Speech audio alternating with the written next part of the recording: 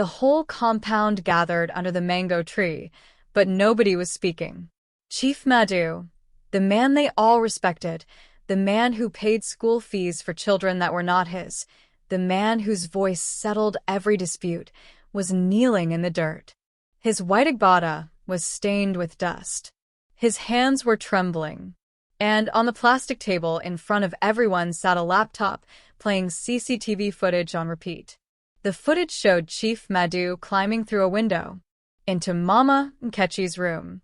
At 2 a.m., the same Mama Nkechi who had cried for 3 weeks when her late husband's wristwatch disappeared. The same wristwatch now found in Chief Madhu's ceiling. Someone in the crowd whispered, "So it was him? All this time?" Chief Madhu opened his mouth to speak, but no words came out. And the man holding the laptop, Obinna, the quiet electrician everyone ignored, just stood there, tears running down his face. Because Chief Madhu had once saved his mother's life. But the footage did not lie. But this didn't start today. This is how everything began. Ease Close was not a rich place, but it was peaceful. 12 families lived there. They shared one borehole, one generator schedule, and one NEPA meter that was always causing arguments. But they managed. And at the center of everything was Chief Madhu. Chief Madhu was not a chief by title. People just called him that because of how he carried himself. He was 58, retired from the civil service, and had more money than anyone else in the compound. His flat had tiles when everyone else had cement. He had a generator that worked. His children were abroad. But what made people respect him was not his money. It was his kindness. When Mama Nkechi's husband died, Chief Madhu paid for the burial. When the Johnsons couldn't afford WAC fees for their daughter, Chief Madhu registered her. When young Obinna's mother needed surgery, Chief Madhu gave him 150,000 Nigerian nairas and said, "Pay me when God blesses you." Obinna never forgot that. So when things started disappearing in Ease Close, nobody, not a single soul, ever looked in Chief Madhu's direction. It started small. Mama Titi lost a phone charger. She blamed her house girl and almost sent the girl packing before the charger mysteriously appeared behind her cushion. Then Mr. Balagan's razor went missing. His wife accused him of giving it to a girlfriend outside. They fought for 2 days. Then the Johnson girl lost her earrings, the gold ones her grandmother gave her before she died. The girl cried for a week. Mrs. Johnson searched everywhere. Nothing. People started locking their doors during the day. Something they had never done before. Suspicion entered the compound like a slow poison. And everyone had a theory. "It's that house on my guard," Mrs. Balagan said, folding her arms. "He sees everything. He knows when people leave." "No, it's Mama Nkechi's nephew," Mr. Johnson argued. "That boy came from the village last month. He has those hungry eyes." "What of Obinna?" someone else whispered. "He's always quiet. Quiet people are dangerous." Obinna heard this. He said nothing, but it hurt. The compound that once shared everything now shared only suspicion. And through it all, Chief Madhu played the peacemaker. "Let us not tear ourselves apart," he said during one of the compound meetings. "We don't have evidence. Let us pray and ask God to expose the thief." Everyone nodded. Everyone trusted him. Mama Nkechi even said, "If only everyone had Chief Madhu's heart, this compound would be paradise." Chief Madhu smiled and looked at the ground. Nobody saw his hands tighten. Mama Nkechi was a widow. Her husband died 2 years ago, leaving her with nothing but memories and one precious possession, his wristwatch. It was a Seiko. Old. Scratched. Worth maybe 15,000 Nigerian nairas in the market. But to Mama Nkechi, it was priceless. She kept it in a small wooden box under her bed. Every night before she slept, she wound it and listened to it tick. It was the only thing that still connected her to him. One morning, she reached for the box. It was empty. The sound Mama Nkechi made that morning woke up the entire compound. She didn't scream. She wailed. The kind of wail that comes from somewhere deeper than grief. "They have taken him from me again," she cried. "They have killed him twice." Women came running. Chief Madhu came running. He held her as she sobbed. He promised to help her find it. He even offered 20,000 Nigerian nairas as a reward for anyone who returned the watch. Nobody came forward, and the compound turned darker. Ease Close became a place of accusation. Mama Nkechi's nephew, a 19-year-old boy named Ikenna who had come to the city looking for work, was dragged before a compound meeting. "Where were you that night?" Mr. Balagan demanded. "I was sleeping, sir. I swear." "You think we're fools? You came from the village with nothing. Now things are missing." Ikenna's eyes filled with tears. "I didn't take anything. I swear on my mother's life." Chief Madhu intervened. "Let us not condemn a boy without proof. But Ikenna, if you know anything, this is the time to speak." Ikenna was released but broken. He packed his things the next week and returned to the village.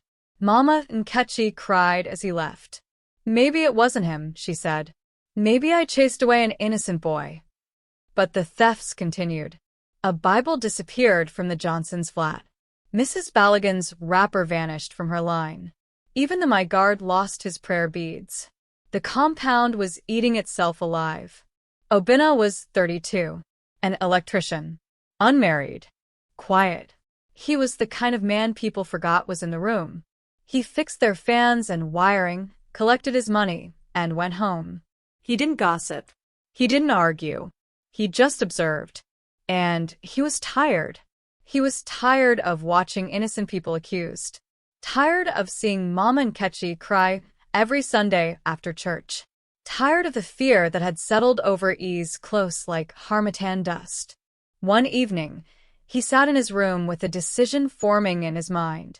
His cousin in Lagos had sent him a small CCTV camera, the kind people use for baby monitors.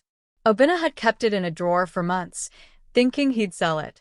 Now he had another idea. He didn't tell anyone. He didn't ask permission. He simply climbed up one night when the compound was asleep and installed the camera in the mango tree. It faced the corridor where most of the flats opened. Then he connected it to his laptop. And he waited. The first week showed nothing unusual. Obinna watched hours of footage. Mama Titi going to the bathroom at night. Mr. Balagan sneaking cigarettes when his wife was asleep. The My Guard praying at 4 a.m. Nothing criminal. Just the small secrets of ordinary people. Obinna started to doubt himself. Maybe the thief had stopped. Maybe it was someone from outside the compound after all. He almost gave up. Then came the 9th night. Obinna was half asleep when his laptop beeped. Motion detected. He rubbed his eyes and looked at the screen. A figure was moving through the corridor. Slowly, carefully, wearing a dark cloth over their head. Obinna's heart began to pound. The figure stopped at Mama Nkechi's door. Tried the handle.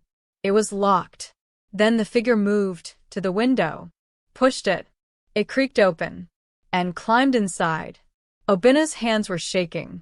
He wanted to run out and catch the thief. But something told him to wait. To be sure. 10 minutes later, the figure climbed back out. And as they passed under the security light, the cloth slipped. Obinna saw the face. He stopped breathing. Chief Madhu. For 3 days, Obinna did not leave his room. He watched the footage over and over, hoping he was wrong. Hoping it was a mistake. A look-alike. A trick of the light. But there was no mistake. The man who saved his mother's life. The man he respected more than his own father. The man the whole compound worshipped. Was a thief. Obinna didn't eat. Didn't sleep properly. His mind wrestled with questions that had no easy answers. Should I delete this footage and pretend I never saw it? Should I confront Chief Madhu privately? Should I tell everyone? He remembered Ikenna, the innocent boy who was driven away in shame.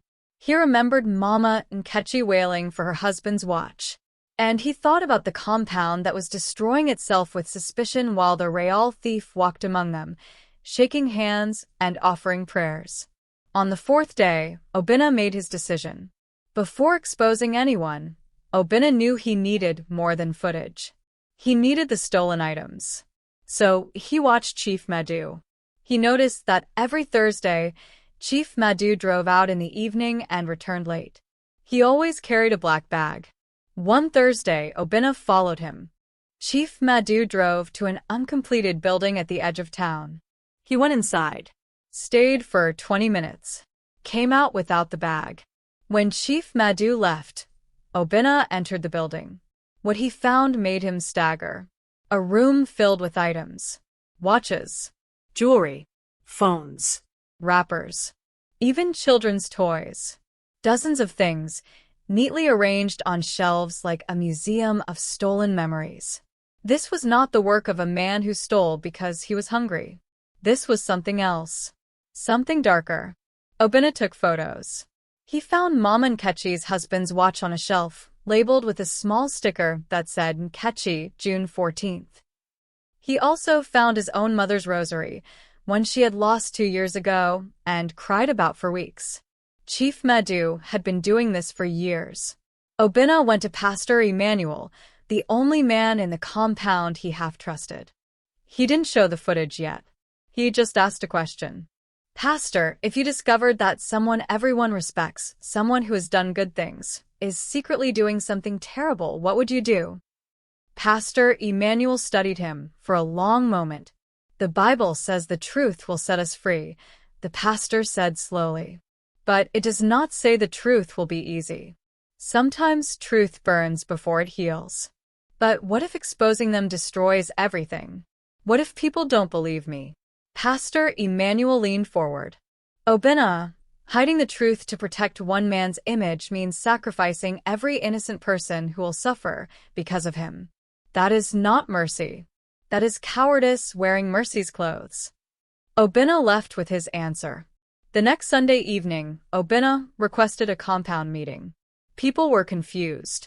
Obinna never spoke at meetings. He barely spoke at all. Chief Madhu himself looked curious. What is this about, my son? Obinna's voice trembled, but he stood firm. For months, we have been accusing each other. We drove away an innocent boy. We have turned neighbors into enemies. But I know who the thief is. The compound went silent. I installed a camera, Obinna continued. And I have footage. I also found where the stolen items are hidden. Everything. Mama Nkechi's watch. The Johnson girls' earrings. Even my own mother's rosary. Mama Nkechi stood up.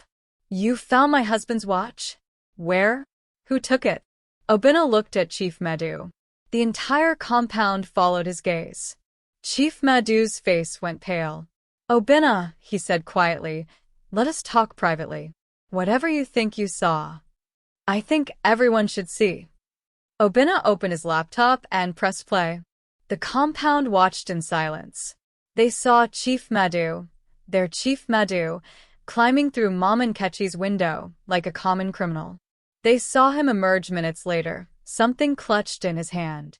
Mrs. Balagan gasped. Mr. Johnson swore under his breath. Mama Nkechi began to shake. No, she whispered. No, no, no. Chief Madhu did not deny it. He simply sank to his knees. I can explain, he said, his voice breaking. Please, let me explain. Explain what? Mr. Balagan shouted. You are a thief. You, the man we trusted. I am sick. Chief Madhu cried. I don't know why I do it. I have money. I don't need these things. But something in me, something dark, it makes me take things. It started when I was a boy. I thought I had stopped. But when my wife died, it came back. I can't control it. Tears streamed down his face. I was going to return everything. I swear. I just couldn't stop. The compound was divided. Some people were shouting. Some were crying. Some just stood frozen. But the person everyone watched was Mama Nkechi. She walked slowly toward Chief Madhu. You held me when I cried, she said, her voice trembling.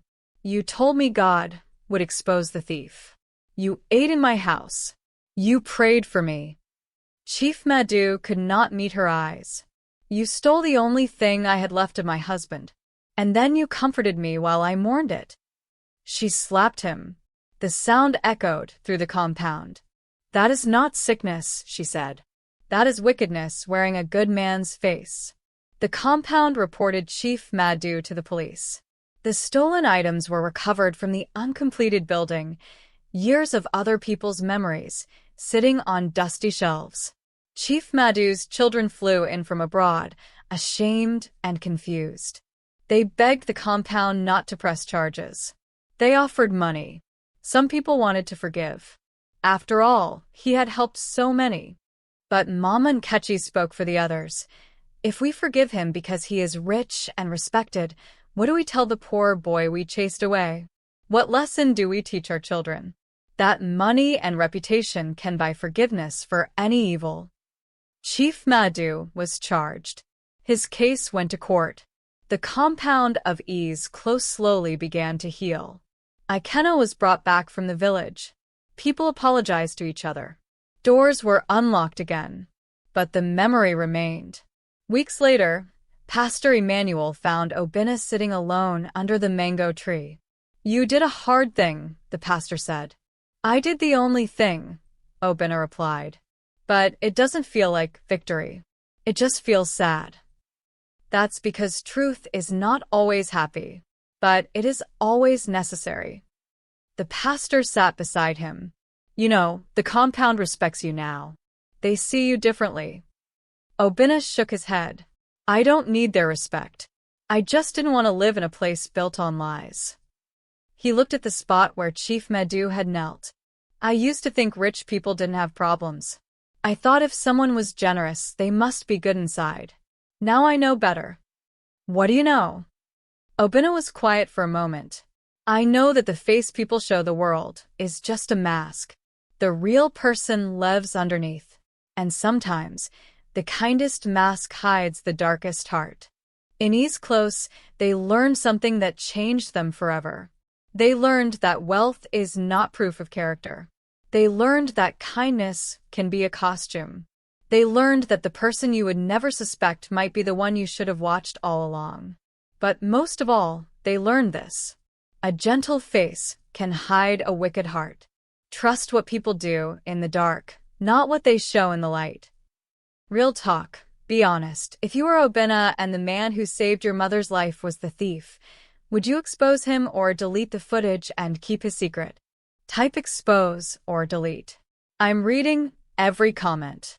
Please like and subscribe to my channel for more amazing video. Thanks for watching.